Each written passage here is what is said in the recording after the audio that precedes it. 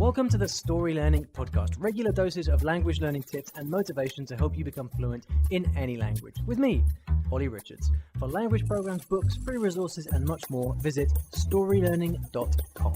Good morning, everybody. Welcome back to the I Will Teach You a Language podcast. Great to have you here. There was an episode I recorded recently of the podcast, and a video, actually. In fact, it was episode 258, the one about jealousy in language learning. And based on a question from Yuna, and I told you about my experience sitting in Starbucks, seeing a couple of English guys speaking fluent Japanese. It's been amazing to see the reaction from that, actually. I recorded the video on the same topic, and there were just an unbelievable number of comments from people on that video who seem to have experienced something very similar. It's always interesting to see which topics really strike a nerve, and so, yeah, I don't know whether you heard that episode or not, but if so, you might like to go and watch the video that I recorded, because, it does seem to have really surfaced a bunch of emotions from people, which I think are helpful. It's helpful to understand this stuff. You know, when we understand the emotions that surround our quest to learn languages, we're much better prepared to deal with them when they come up. So I'll embed that video in the show notes to this episode. iwillteachyoualanguage.com/episode 265. So if you want, you can click through to that on YouTube and have a look at the comments that have come through. I'm also need a bit of advice from you guys, actually, as well, because I'm, as you know, I'm building up to my Italian project. I'm committed to learning Italian this summer, and I want to make it like. I've been working a lot over the last few years, doing a lot of stuff for the website. I want to do something for myself again, and learning Italian for me is like my gift to myself this summer. But I am kind of wondering how best to present it, because the thing is that I'm going to be using the method that I've been talking about a lot here, which is the story-based input method to learn Italian. Right? I'm not going to be speaking to anybody in the first month, at least, or at least for the first 2 or 3 weeks of the project. I'm just going to be reading and listening a lot, trying to just, create the foundation in the language. But the thing is, nobody wants to sit on YouTube and watch me reading a book. Right? So I wonder how best to present it. Like, should I do like daily videos where I just talk about what I've done each day? Should I do a weekly video? Like, what's the best way for me to go about it? I expect the project to last for about 2 or 3 months, and I plan, in order to give it like an interesting twist, I'm planning on actually traveling to Italy and having myself tested at the end of the project, just to see how much I've learned, and also whether I've managed to keep it separate from Spanish as well. That's going to be interesting. But anyway, if you've got any ideas about how I can best present this to make it interesting to actually follow along and helpful, because obviously I know people want to kind of watch what I'm doing, what techniques I'm using. But also there's just the entertainment factor of whether or not I manage to learn anything and how good I am by the end of the project. So if you've got any ideas about how I should present that, how best to present what I'm doing, then go ahead and let me know. Best place to do that is probably in a comment on the show notes again, episode 265. So I can kind of go through and see them all in one place. Anyway, I'd like to thank the sponsors of the show, the wonderful italki, who I will be using without a doubt in my Italian project. It's such a convenient way to get speaking practice at good times of day, because you can choose the times after all. And especially the time difference between Italy and the UK is not so bad. I know if you're taking lessons with people in Japan, it can be a slightly different story. But anyway, I will be using italki to get speaking practice at some point of my project, certainly towards the end. And if you'd like to get a free lesson with a language teacher of your choice on italki, you can go to iwillteachyoualanguage.com/free lesson. All right then, today we have an email question, and it comes from Luca. And Luca starts by referring to Stephen Krashen, who you may remember I interviewed for the podcast back in episode 220. Very popular episode, a very popular video on YouTube as well. And so he starts off by referencing that. So I'll read the question and then give you my reply as best I can. So Luca says, I am more of a Krashenite myself, and I have always started shaking my head when you talk about doing exercises and speaking early and so on. I was wondering how much you still think these extra activities really matter. I find like Krashen says, that you will become fluent by reading and listening a lot. Whereas I have never found exercises, speaking with tutors, working through textbooks and learner material for an extended period of time, or any of these special activities to actually have a tangible effect. Having gone through quite a few episodes of the podcast again, in chronological order, I've noticed that you stress listening and reading more and more as the show continues.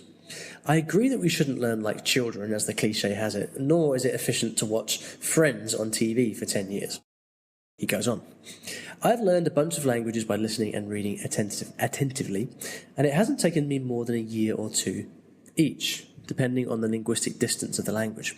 I only start talking when I have something to say, that is, when I can express myself fluently. I never needed to start speaking early, and I don't see why one should. If there aren't any psychological barriers, like being afraid of talking to native speakers, then it might be useful to speak early, but this wouldn't be, strictly speaking, for language learning reasons. In your talk with Krashen, you didn't insist on doing anything but reading and listening attentively, probably because you wanted him to have an opportunity to express his view. So, Olly, will you eventually fully come round to the Krashen and Kaufman view of language learning? That's Steve Kaufman. Either way, I do enjoy listening to you very much, and I hope you will continue for quite some time to come. Okay, Luca, thank you very much for a lovely question and for the compliments. I appreciate it. So Luca is basically saying he has learnt languages by listening and reading. His English is obviously flawless, so that's a good testimonial to his, a good testament to his achievements. And he refers to the Stephen Krashen school of thinking. He also mentions Steve Kaufman there, who's a huge advocate of this. And the idea here is basically, well, if you spend all of your time listening and reading in the language that you're learning, then eventually, over time, you will develop such a knowledge of the language, you'll become so used to the language that you can't help but learn it, and you will learn it to a very, very high level.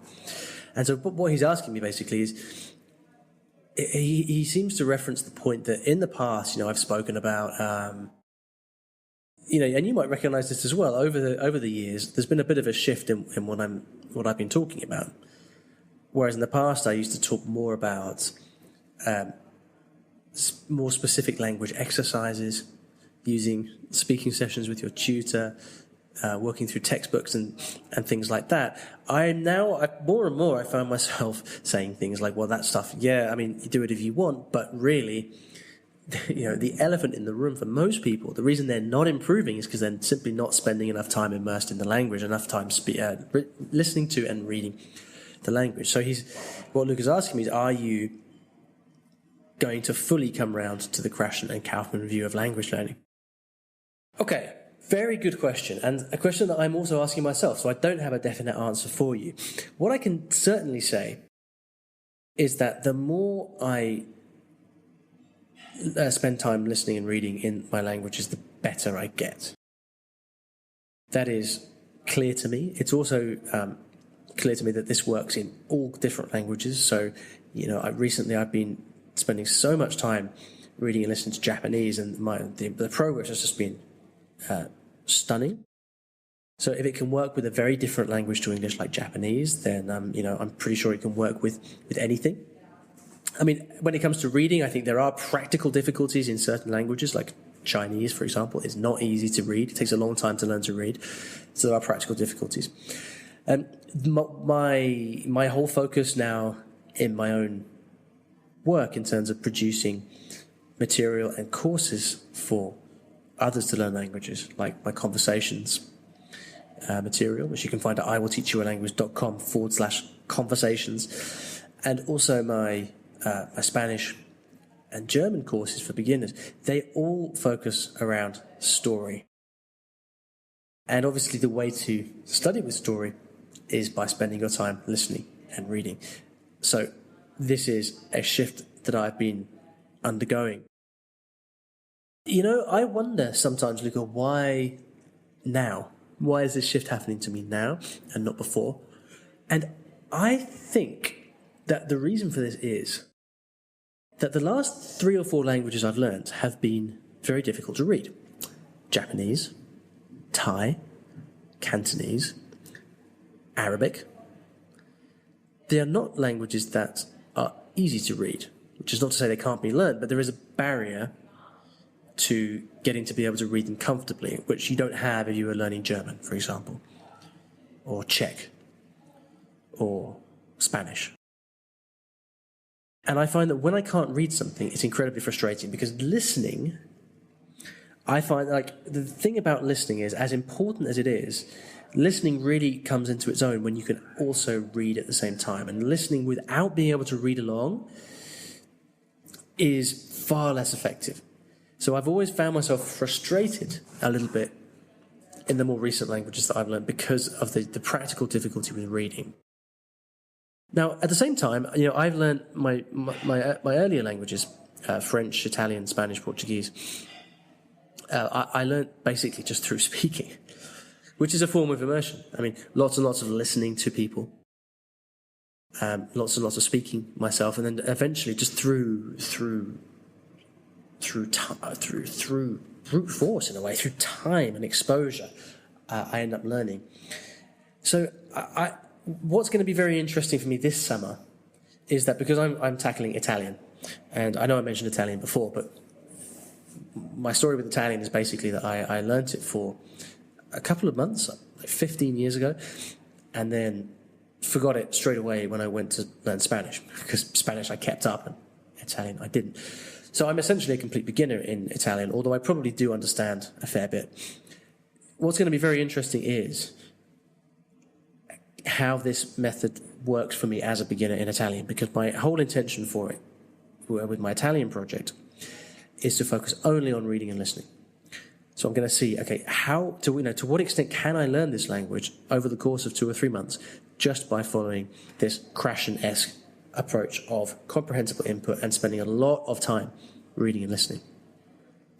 So I don't have an answer for you right now, really, Luca. All I can say is that you're accurate in your observation of what I've been talking about, and my best guess at this stage is that I agree with you, and that I think that is it seems to be, for me, the best way to go about learning a language, with the caveat, of course, of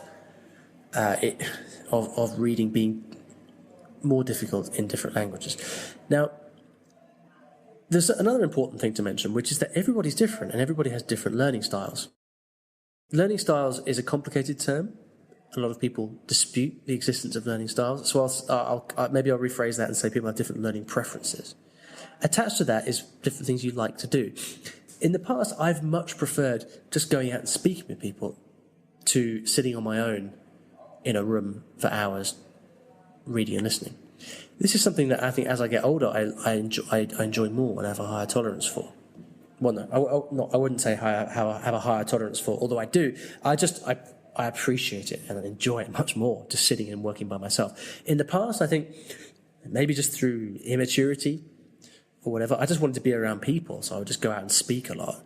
But I'm changing, in so many ways. It's just what happens when you get older, right? And a big part of that is the way that I like to spend my time. And as a result of spending my time in different ways, my views on language learning are changing as well. But I think part of that means I definitely appreciate that people learn in different ways and people like different things. They like to spend their time doing different things. And so ultimately, the way that anyone is going to be successful in learning a language is by finding the way that they most enjoy. Now, of course, there are opportunities to improve, and it's good to be challenged on that. If you tell me, if you said to me, I hate sitting on my own and learning a language, I have to be with people, I could say, okay, well, that's cool. That's your current way of thinking. But if I could challenge you, and if I said to you, okay, well, what if you just did a little bit of that? Maybe you would improve more. And then you try that and you realize, oh, actually, I am improving more. Maybe I should do more of that. Our practices and the things that we think about ourselves are there to be challenged, and that's how we learn. So while I find myself broadly agreeing with you and what you're saying, and I find that we're on the same page, Luca, I kind of have to also respect other people's preferences for how they learn. Take flashcards as an example. The number of people who have written to me to say, Olly, your approach to using flashcards, which I outline in my Make Words Stick guide, has changed my life. I'm fluent in my target language now because of your approach to flashcards. Like, I've had so much communication along those lines from people that it's impossible to ignore. And also, why would you ignore it? I mean, I wrote the guide in the first place, and it works. As ever, these things don't exist in isolation. If you are spending a lot of time listening and reading, for example, then to take the example of flashcards then coming in on the top of that and being used to enhance or the input you're getting are extremely effective. Whereas if you just use flashcards and nothing else, then that's not going to work so well. So it's always going to be a mix. It's always going to depend on you, the way that you like to spend your time, your study preferences and things like that. So I don't think we can really get much further than that. We can have a view on the best way to learn a language, but that's always going to be the best way for us. It's going to be the best way for us personally, and it's all going to be liable to change and susceptible to adaptation, and it can all be challenged. So who's to say? My kind of quest, I guess, is to obviously work out the best and most efficient way for me, but also to figure out what works best for what can most help other people achieve their language learning aims. And so, to a large extent, Luca, like when I'm looking for the best way to help people, I'm also paying attention to the feedback that they give me. When people email me and say, Ollie, this helped me so much, and I've achieved this now because of this advice you give, I recognize that, And two of the things that I've heard most frequently from people are, Ollie, flashcards have just changed my life, and also when I start to speak with people, regular sessions with tutors have changed my life. Like, what do you say to that? You can't ignore it. I think for everybody, it's about understanding how they learn best and achieving that perfect balance. So there we go. I hope that was a satisfying answer, Luca. If not, well, that's my best answer.